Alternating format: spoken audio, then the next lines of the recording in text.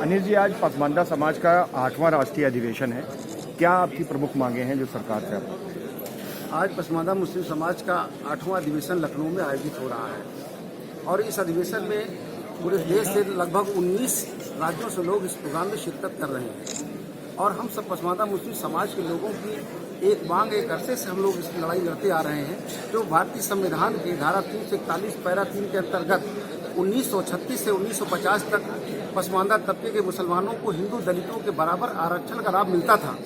लेकिन जब 1950 में भारतीय संविधान लागू होने से पहले कांग्रेसी सरकार ने उस समय मुसलमान, सिख, ईसाई, बौद्ध ऐसे 4 जातियां थी जिनको आरक्षण का लाभ मिलता था। लेकिन 1950 में जब भारतीय संविधान लागू हुआ तो ये कहकर के कांग्रेसियों ने आरक्षण देना बंद कर दिया कि धर्म के आधार पर हम नहीं दे सकते हैं। लेकिन 1960 में सिखों ने इसकी लड़ाई लड़ी, 1960 में उनको बहाल कर दिया, 1990 में बौद्धों ने लड़ाई लड़ी, उनको बहाल कर दिया गया। हम 4 लोग एक संविधान के तहत बाउंड किए गए थे, प्रतिबंधित किए गए थे, लेकिन उनमें से 2 लोगों को बहाल कर दिया और 2 लोगों को अभी तक बहाल नहीं किया गया। इसीलिए हमारी मांग है कि सरकार धारा 341 के तहत संविधान में जो हमारा हक सुरक्षित है उस पर एक प्रेसिडेंशियल आर्डर जो गैर संवैधानिक था उसको ला करके हमारे आरक्षण पे डाका डाला गया। तो मैं सरकार से अनुरोध करता हूं कि धारा 341 बहाल किया जाए ताकि दलित मुसलमानों को भी हिंदू दलित के तर्ज पर आरक्षण का लाभ मिल जाए और हमारे मुस्लिम समाज के पसमानदा तबके के लोग उस आरक्षण का लाभ उठाने लगे। जी अनिल जी, अभी कैब का बिल पास हुआ है, क्या कहना चाहेंगे? पसमानदा समाज इसको लेके क्या देख रहा है? देखिए, जो एनआरसी सीएबी के हम लोग घोर विरोधी हैं। इस देश के अंदर बहुत बड़ा अन्याय हुआ है। हम एनआरसी के पक्षधर हैं। एनआरसी के तहत जो भी घुसपैठिए इस देश के अंदर आए थे और उनको बाहर जाना चाहिए, मैं इस पक्ष में हूँ। देश के अंदर घुसपैठियों की जरूरत नहीं है, लेकिन उसमें जिस तरीके से आसाम के अंदर एनआरसी लागू किया गया और उसमें लगभग 19 लाख लोग आए और 13.5 लाख लोग हिंदू समाज के थे और 5.5 लाख के लगभग मुस्लिम समाज के थे। जब सरकार ने देखा कि हमारे हिंदू समाज के लोग तो सबसे ज़्यादा इसके अंतर्गत प्रभावित हो रहे हैं एनआरसी के तहत, तो सीएबी ला करके कि सीएबी के तहत उनको एक शॉर्टकट रास्ता अपना दिया, दरवाजा खोल दिया कि हिंदू समाज के लोग, बौद्ध समाज के लोग, जैन समाज के लोग, सारे लोग जो घुसपैठी हैं वो भी सब आकर के यहाँ पर आकर के नागरिकता ले सकते हैं, लेकिन मुसलमान नहीं ले सकता।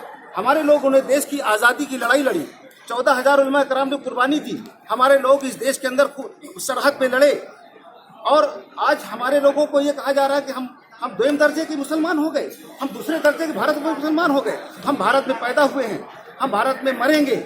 ये हमारी सरजमी, हमारा कुरान भी कहता है कि आप जहाँ पर रहिए हुब्बुल वतनी अपने साथ रखिए। हम लोग वतन परस्त लोग हैं। हम लोग हिंदुस्तान को बनाने में अपनी भूमिका निभाते रहे हैं और इंशाअल्लाह ताला हिंदुस्तान को अच्छा बेहतर बनाने के लिए अपनी भूमिका निभाते रहेंगे। इसको लेकर कोई एतराज करेंगे? नाकामी को छिपाने के लिए 13,000 हिंदू प्रभावित हुए तो इन्होंने एक शॉर्टकट रास्ता अपनाया, तब सीएबी लाने का काम किया और उनको एक दूसरे दरवाजे से अंदर कर लिया और हम लोगों को बाहर कर दिया। ये नाइंसाफी हिंदुस्तान के अंदर अभी तक किसी ने नहीं किया। ये भारतीय जनता पार्टी के लोग, ये प्रधानमंत्री जी जो इस तरह से हमारे साथ भेदभाव कर रहे हैं, मैं उनसे गुजारिश करता हूँ कि खुदा के वास्ते ऐसा मत करिए। हम लोग हिंदुस्तानी हैं और सच्चे हिंदुस्तानी हैं और हम हिंदुस्तान में ही मरेंगे, यही पैदा हुए यही मरेंगे, इसलिए हमारे साथ ऐसा व्यवहार न करें। और धारा 341 में मुझे कहना है एक बात और कि जिस तरीके से आपने बाबरी मस्जिद के मसले को कोर्ट के अंदर रोज सुनवाई का सिलसिला रखा, इसी तरीके से हमारा हक भी उसी 1950 में छीना गया था। तो हमारे जो दलित मुसलमानों के रिजर्वेशन पे जो एक डाका डाला गया था तो वो भी मुकदमा कोर्ट में है, माननीय न्यायालय में है।